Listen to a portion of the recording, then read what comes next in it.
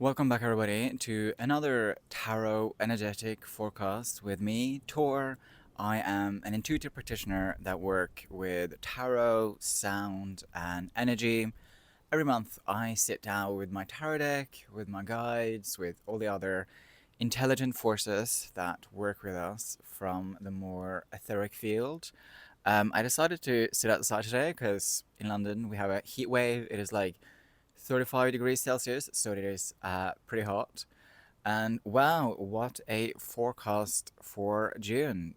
It really has an energy of upliftment, of forward motion. Like, let's say, imagine you've had a difficult 6 months. I think that this current of energy is very much going to change in the month of June.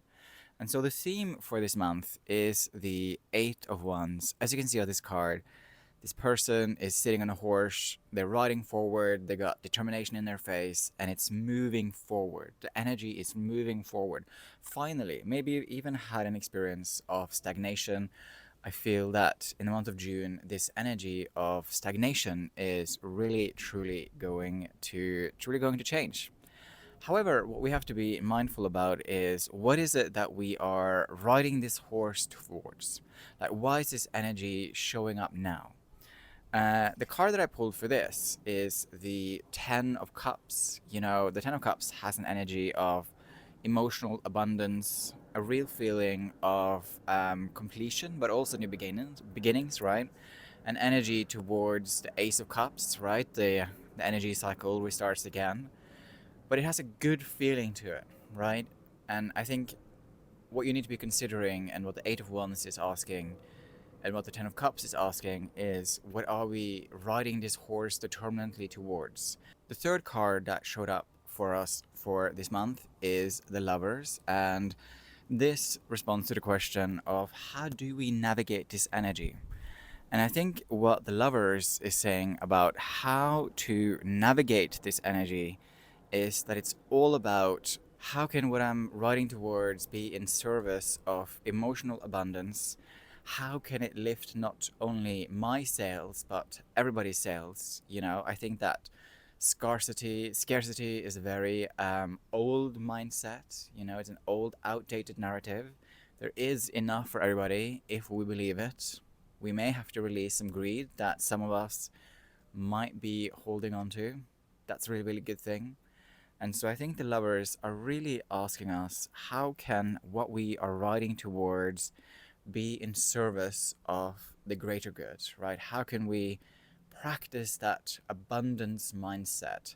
Not necessarily in the sense of having a red Ferrari.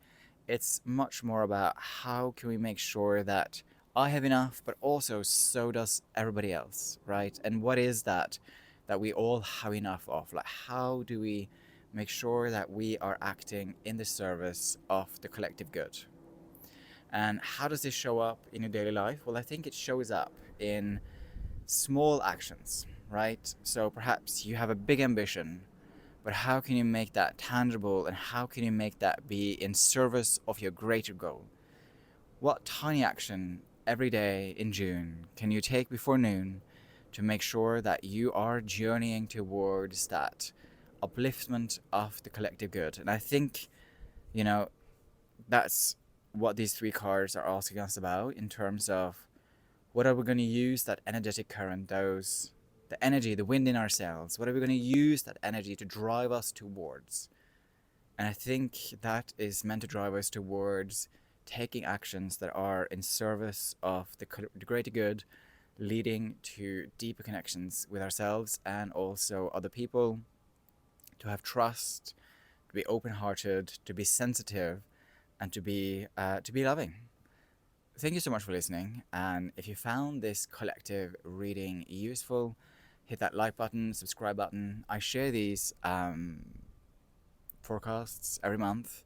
I do one-to-one tarot readings. I also run courses on how to read tarot intuitively for yourself and how to make the most out of that energy. And so if you're interested in any of that, head over to my website, torniamo.com, and I look forward to seeing you here again next time.